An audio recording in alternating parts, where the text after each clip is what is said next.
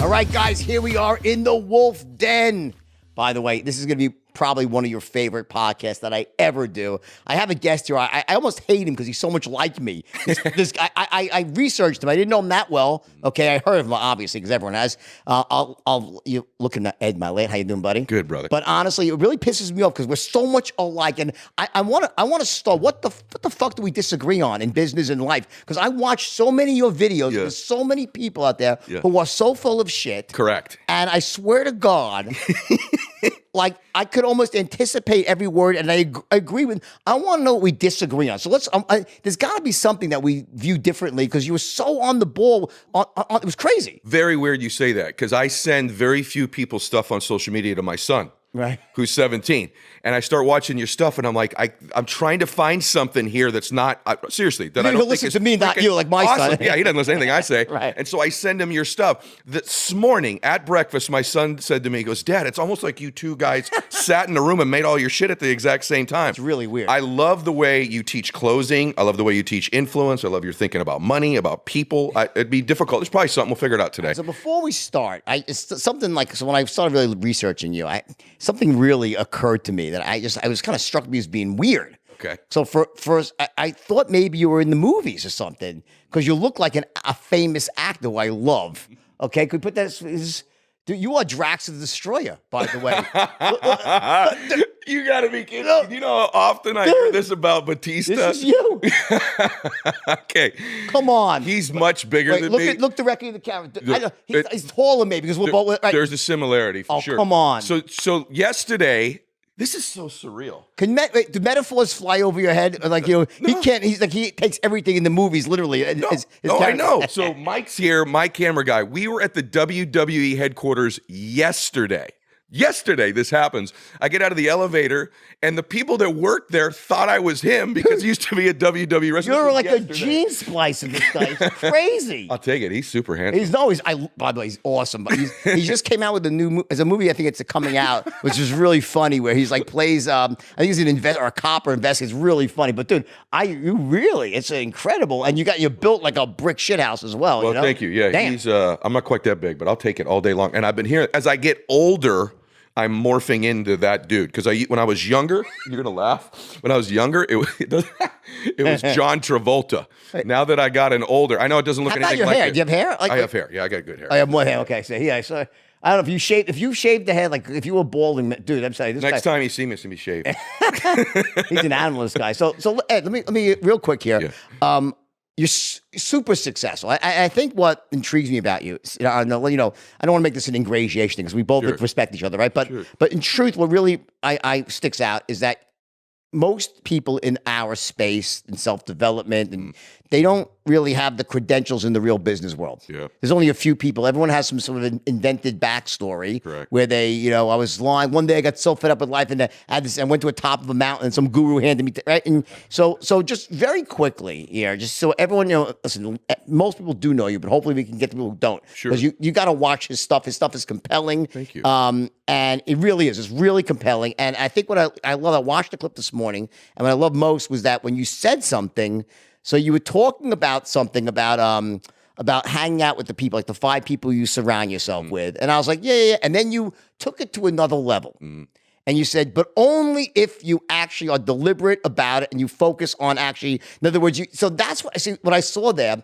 was like about practical application. Because so many people like they show up, but they don't really show up, you know?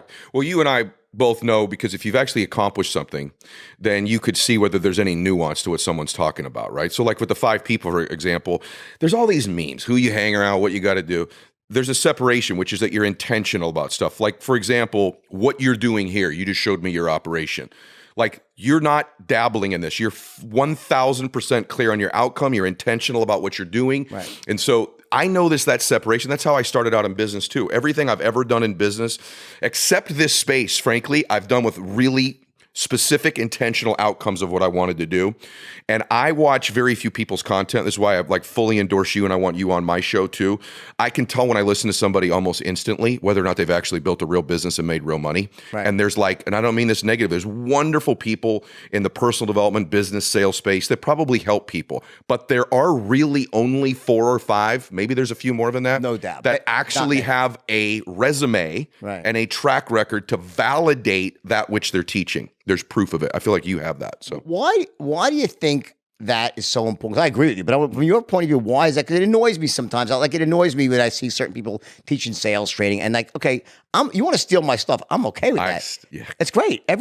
Listen. I like to credit people when I take their Me stuff. too. That's the difference. Right? I try to credit somebody. And I always do it with Bandler or Tony with too. the inner game content, right? Yep. And the thing is that a lot of people that they take my stuff. I don't mind when they teach it poorly. I Correct. mind, or when they use it to sort of mislead. Here's why it's a big deal. I'll just tell you straight up. You can't transfer to somebody that which you're actually not truly experiencing. So like even when you sell, when you close, you can't really transfer that belief and certainty to me if you actually don't possess it about your product, right? Like, and the same thing is true with learning and teaching. If I'm going to go to a gym, I'm going to get a personal trainer. You better not be a fat ass. Right. I want a woman or a dude who looks like I want to look, right? So that if I take the steps and I model you, I get what you have. Right. I think that should be true in business too, but it's not. So the vast majority of people that are teaching stuff in business right now made a business of teaching people how to do business they've not done. And it's a weak transfer. I watch guys copy my stuff all the time. It makes my kids and my wife furious when they see it. But I know there's a difference. Just like when I met you, like right when I shook your hand, I was like, there's just a difference between the real and the not real. Yeah. Sounds cheesy, but like real recognizes real. I think that most people, you're all too young for this. There used to be this commercial. Remember, is it real or is it Memorex? Yeah, right. Yeah, of course I do. I'm old enough for that. Right. Yep. So no, but it's true. So what do you think though? Why do you think it is that so many people in self-development are full of shit? Like, and you're right. There are some that are they're full of shit, but they still do the right thing. That's right. But why do you think so many? Is it for the money? Is it that it's self-therapy? What do you think the reason is? Great question, because I wonder it often. I think one, it's the money. I don't think there's any reason. I love when people ask me to spend money on something that has real value, right? I don't have any problem with that at all. I think the second thing, though, is like ego. I really think people love to be important and be experts on things, but like society, like our culture, most people aren't willing to invest the time, effort, and energy to get legit at something, to get great at it in every area. So you get these knockoffs all the time. You get it in every single space. But what lasts over time is always somebody who's got a track record, always somebody who's got proof. And I'm weird. Maybe it's my background. I'm like East Coast Italian. Like I want. Where East Coast? I'm from Boston. Okay, yeah, New York. And I know you know. So we probably hate each other's sports teams. Dude, I have a guy here who owns a gym. He's like, oh, yeah. I want all you people to come. But if someone's from Boston, they can't come to my gym. I'm like, what? Oh, I have a girl here. Rachel's from Boston. I don't think she'll be too happy. We're all good people. Like, you're one hell of a businessman. It was like A-Rod and I become good friends. A-Rod's a good friend of mine. I love him. I love him too. Yeah. But initially it was like a huge barrier because I hate the Yankees so much, right? And he's like this, We have to go out there. He's a great guy. Good dude. In fact, we will do that. Yeah. But in any event, I think to answer your question, I think the reason that there's so many people out there, because there's so many naive people on social media. I think most people don't take the time to discern. The other thing people make the mistake is they're mentored by like 1,100 different people. At some point, you need to pick 1, 2, maybe 3 people and go, these are the techniques, the strategies, the thoughts I'm going to follow. When you and I were coming up, there was Tony Robbins. Right. That was really it. You know what I mean? He's like the OG of kind of personal development. There was like Jim Rohn and some other dudes. Ziegler maybe. There was Zig. There was some dudes, right? But like you didn't get the only brand really, Tony. Tony was the brand. Tony's the one that when I do my show, about every dude who's on it or woman is on, I was like, you know who influenced me? Tony Robbins, right? We're all sort of descendants of that tree to some extent. And by the way, Zig Ziglar did for me as well. But now it's access. It's like anybody with a mic, anybody with a podcast, anybody with anything that they want to promote out there, you can get access to. And I feel bad for people because it's difficult to discern who's built the real company, who's saved real money, who's really wealthy, who can really close. So for me, on my show, I try to feature the people that can do it. So I have a theory on this, right? I think that the problem is that a lot of it has to do with these people. They've mastered not the skill they're teaching. They've mastered the art of online marketing. So in other words, a guy who's teaching knitting or basketball or sales training, he might not know the first thing about sales training, but he's one hell of a marketer. He should really be teaching marketing online. By the way, because all they've done is learn how to flood the internet with content, and they are able to do that to use marketing techniques that are powerful, and they use that to essentially position themselves as experts when they're not. So, guys, dude, just teach marketing if you want to be congruent, right? By the way, yeah, I'm thinking of a couple dudes. That's exactly what they did. You're exactly right. That's the problem, right? It's the high volume marketing that they've mastered. It's like, if I see this dude's face enough, he must be legit.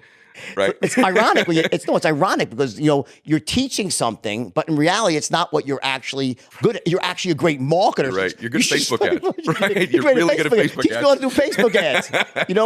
And it's unbelievable. And here's the thing, in my opinion, tell me what you think of this. My theory is that I believe that to become successful, on some level, you have to make the lie become the truth. Because you have to go and put yourself out there. The difference is the real people will do everything to close the knowledge gap. They actually become experts. So they put themselves out there. They talk like experts. They act like experts, right? But they will then become experts by doing the work. Boy, that's good. Because I think when we talk about kind of guys that stepped out before they were ready, I do think of me. There was a point in my life I was kind of a fugasa, right? Like I was out there, right? I was out there kind of posturing and modeling. There you go. But like the person with integrity, I think goes, I got to become this to be real, right? Exactly. And to make it last long. And so I work even now, with all these people that listen to me, it would surprise people to say, what are your emotions about people following your content? You know what I feel? I feel like an obligation to get better. I feel like I have an obligation not to repeat myself from 5 years ago. I have anxiety still to this day. Am I growing? Am I improving? Am I legit enough? Am I making the impact that I want to make? It's like thing that rings in my head probably till the day that I die. If I'm in front of people, I want to get better. Hey guys, thanks for sticking around. If you'd like more, click the videos right here. They're exactly what you need to see next. And if you're new here, hit subscribe and become a part of the Max Out community. And tell me what you think about the videos in the comments below. I read all of them every week, and I select winners that get all kinds of prizes, gear, coaching calls with me. Make a comment.